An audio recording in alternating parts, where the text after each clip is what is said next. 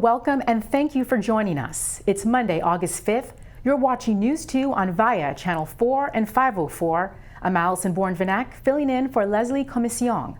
Topping our stories tonight, the United States Virgin Islands has been allocated over $1 billion from the U.S. Department of Housing and Urban Development to assist in the disaster recovery and rebuilding efforts resulting from Hurricanes Irma and Maria. The funds have been designated to be dispersed in several tranches. The Virgin Islands is set to receive a third tranche, but events in Puerto Rico may have led to a slower disbursement to the territory. Here's more. The U.S. Department of Housing and Urban Development announced in April of last year that they were awarding a record $28 billion to help 9 states, Puerto Rico and the U.S. Virgin Islands, recover from major disasters.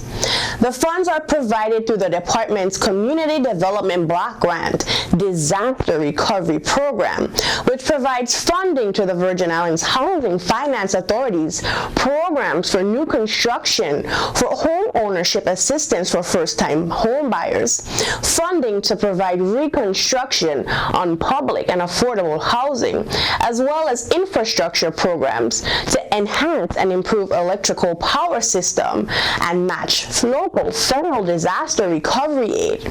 Further funds will assist in revitalizing the tourism industries-based programs and the territory's ports. HUD allocated over $1 billion to the U.S. Virgin Islands. This past Friday, HUD said they were getting ready to disperse disaster mitigation funds in the amount of $16 billion. However, they released the funding in 2 tranches. HUD said that Texas, Louisiana, Florida, North Carolina, South Carolina, West Virginia, California, Missouri, and Georgia would be the first tier, and the Virgin Islands and Puerto Rico would be the second tier. Ben Carson, the Secretary of Housing and Urban Development, stated that given Puerto Rico's alleged government corruption, fiscal irregularities, and mismanagement, HUD is appointing a federal monitor to oversee the disbursement of all HUD disaster funds. Monitoring person. I spoke to HUD this morning, and that's only for Puerto Rico. So that's an easy one. So that's simply only Puerto Rico. In terms of the delay in funds to the territory, in terms of the second tier, the $1.8 billion that was given to the territory was broken up into 4 tranches. So the first tranche is and the second tranche there for the recovery efforts. And what they were speaking about was a third tranche, which is mitigation. So that's going to be delayed until they develop the Federal Register notice and they publish it for Puerto Rico and the Virgin Islands, as it's stated. First tranche is $242 million, and the territory put together an action plan for that, and that action plan was approved by HUD. The second tranche, I was saying, is for $779 million, and the authority, the territory created an action plan for that, and the action plan was approved by HUD. So HUD is in the process of creating the grant agreement for that, and for the governor to sign that grant agreement. Now, the third tranche is what all the news is about, the mitigation fund, which is a little bit over $770 million, and HUD is going to create the Federal Register notice with the additional rules for that, but they have not published the Federal Register notice yet for the territory or for any of the other jurisdictions. The third tranche of funds is to be used for hazard mitigation, which includes long-term efforts to reduce the impact of future events. The U.S. Virgin Islands is said to receive over $700 million. Here's an update on the police double murder that rocked the territory in August of 2016. Francis Williams, the former police officer found guilty for the murder of 2 of his colleagues, 30-year-old officer Lesha Lamy and 28-year-old Kai Javois, was sentenced on Friday to 61 years in prison by VI Superior Court Judge Harold Willocks. The bodies of Javois and Lamy were discovered on August 11, 2016 at Hams Bluff Beach in Frederiksted. The prosecution argued that Williams wanted revenge on Lamy, allegedly Williams' ex-lover, and Javois.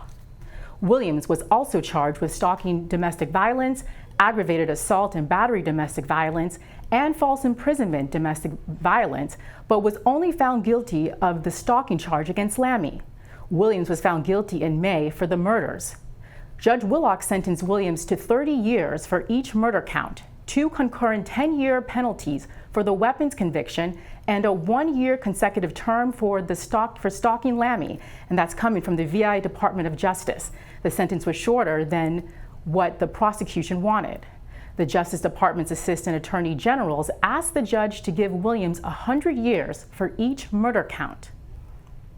Meanwhile, a traffic stop by the Virgin Islands Police Department led to a car chase, shots being fired, and an arrest. On Sunday, August 4th, police officers and U.S. Marshals tried to stop a heavily tinted red Jeep Wrangler on Rappoon Hill on St. Thomas. This was around 2 in the morning. The vehicle refused to stop and led police on a chase from Rappoon Hill to Brookman Road and through Bavoni and the Belungo areas.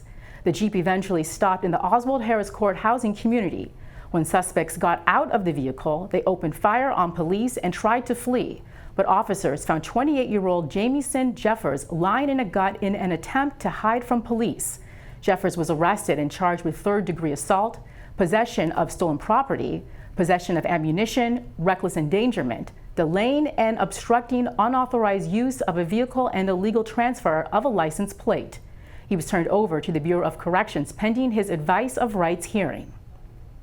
At the Senate on Thursday, labor officials told lawmakers that the Casino Control Commission owes them roughly $2.8 million in funds meant to go towards the territory's at-risk and disadvantaged youth.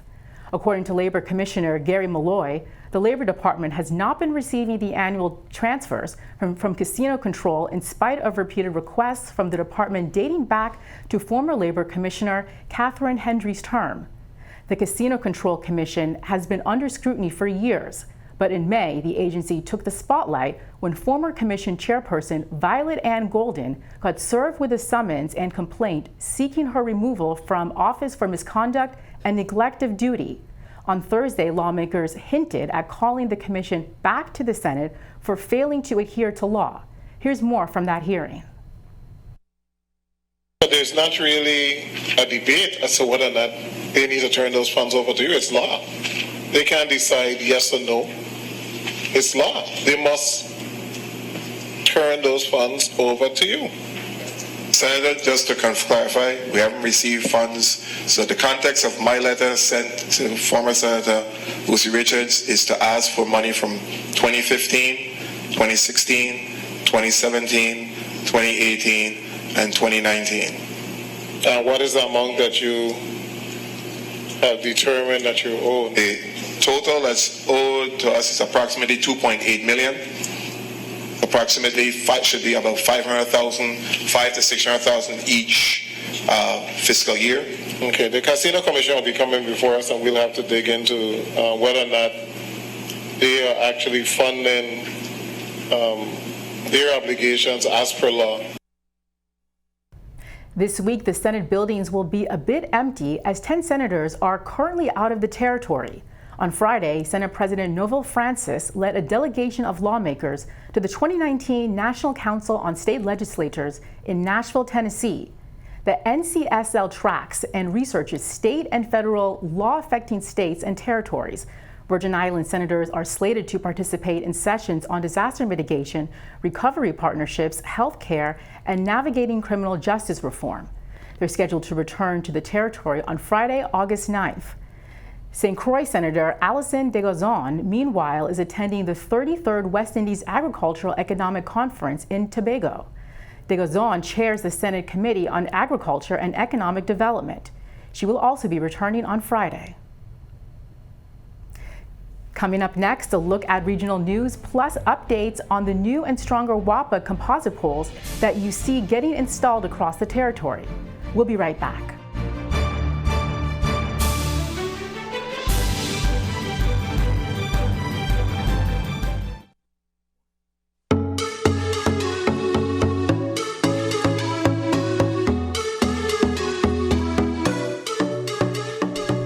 The Virgin Islands Water and Power Authority reports that steady progress is being made with the installation of more resilient composite poles. More than 7,000 poles, which are capable of enduring wind speeds of up to 200 miles per hour, are slated for installation across the territory. The work will continue throughout hurricane season, and the installation of composite poles on all islands is scheduled to continue through October 2020, according to Wafaa spokesperson John Griot Jr. Composite pole project is moving along on pretty much all of the islands now. The project in totality is about 20% completed. We've got over 7,000 of these composite poles to install on all islands, to include Water Island, St. Thomas, St. John, and St. Croix.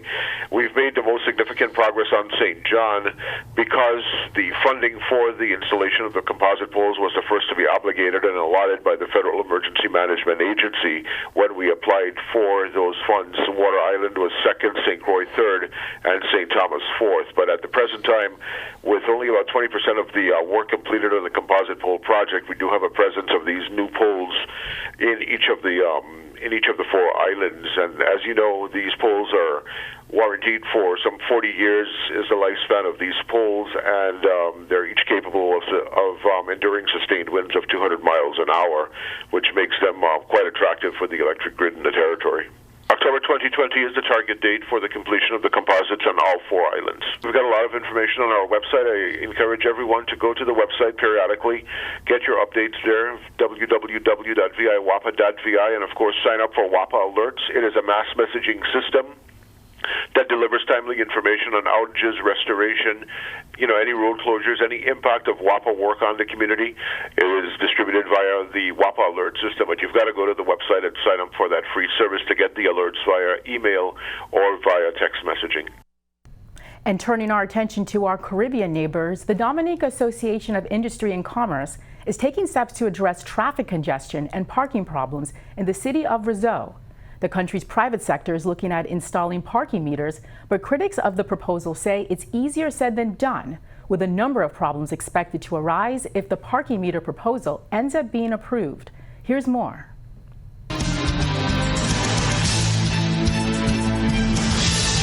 It has to go through all the government authorities, and there'll be a lot of consultation with the head of traffic, which is the chief of police, and other stakeholders, some of the obviously even the city council and things like that. But the first step would be to establish what are the costs of introducing parking meters in terms of a pilot project. And our basic concern was you can use coins in most of them, but which coins? American coins, European Union, EC coins? I doubt that. So we had to find out what's possible, or something called tokens, a specific token for a parking meter, and depending on how long you're staying using the parking space, then you're putting coins. Actually, in our research, we have found out that they've gone a lot further on than coins now. Credit cards and certain facilities that you can pay in advance, and your name is on thing, and then you just register your name and code, and you're allowed to park there for 15 minutes, half an hour, things like that. So, it's got advanced. But we're in the first phase of establishing what the cost would be for a pilot project, whether it's 2 parking meters or 4 parking meters and so on.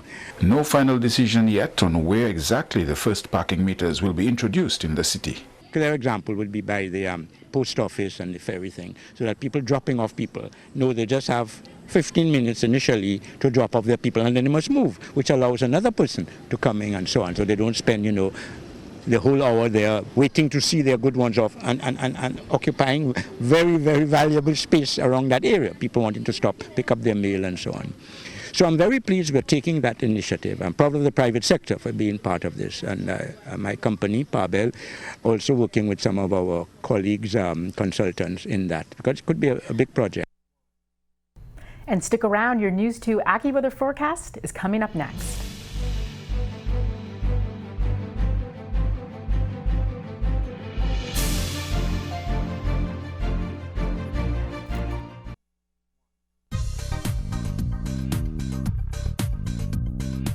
Thanks for joining us. Hopefully you had a wonderful day today. It was pretty nice out there because we have dry air in place. Now that's going to change tonight and into tomorrow. We have some moisture moving in because of a tropical wave that's to the south of us. It's just bumping up our moisture. That's going to bring us a couple of showers tonight and again tomorrow. And then by midweek, you should expect to see some spotty storms. So here's a closer look. You can see that wave is to the south of us. That's not going to prevent the moisture, though, from reaching further north, and that's why we'll see those showers. 90 degrees today for our high. A couple of spotty showers are possible. They'll be light and brief. Tonight at 80 degrees, mainly clear, but again, those clouds will be building with that moisture. We expect to see some showers, perhaps even a storm tomorrow in St. John. So keep that umbrella handy. In St. Thomas, same conditions. Showers with a chance of a storm at 88 degrees, and in St. Croix, 89 with showers. Potential for a storm with that tropical wave getting close and all that extra moisture around. So the marine forecast, 4 to 6 feet for the waves. Winds out of the east, 15 to 20 knots. That's the Atlantic side. Caribbean, 5 to 7. East winds 15 to 20 knots. Here's what the tropical wave pattern looks like. You can see a couple cruising across the Caribbean, as we typically see this time of year, kind of the tropical wave train. By midweek, we will see some sunshine with a chance of a shower or a storm, and then Friday into Saturday, our typical pattern with mostly sunny skies with a chance of a shower. Now the trade winds are getting a bit frisky at times, so you might notice it's breezy, and our temperatures will remain in those upper 80s. Have a great night. Thanks for that. Coming right up, Gary Anthony has your News 2 Sports. Don't go away.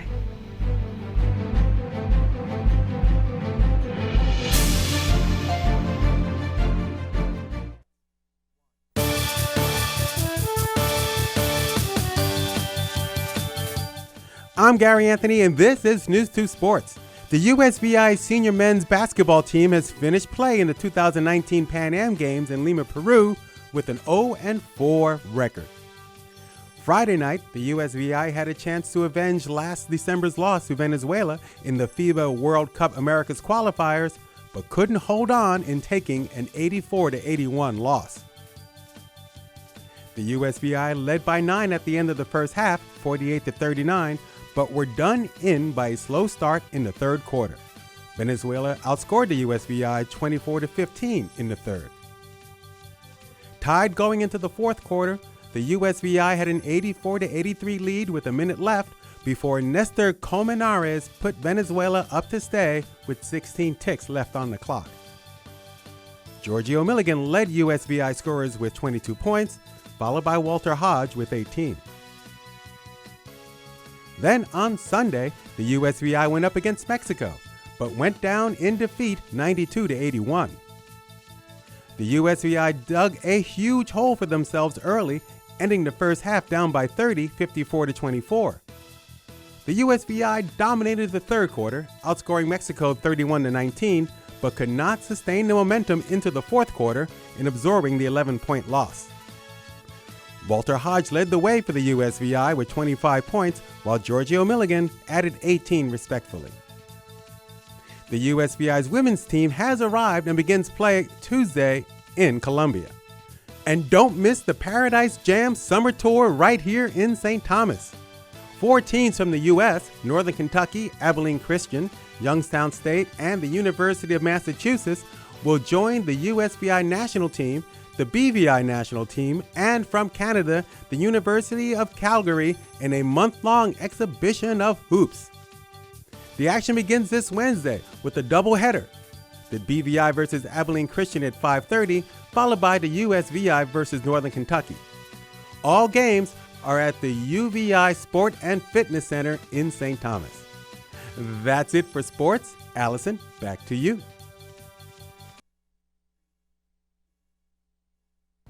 Thank you for that, Gary. And that's it for our show tonight. We're live on Facebook and YouTube and on VIA Channel 4 and 504, Mondays, Wednesdays, and Fridays, 7 p.m. and 11 p.m. Follow us on social media, tag us on any stories you want to see on the news, or send us a message on Messenger. You can also email us at newsdirector@tv2.vi. Thanks again for joining us on News 2. I'm Allison Bourne-Vanek. We'll see you next time.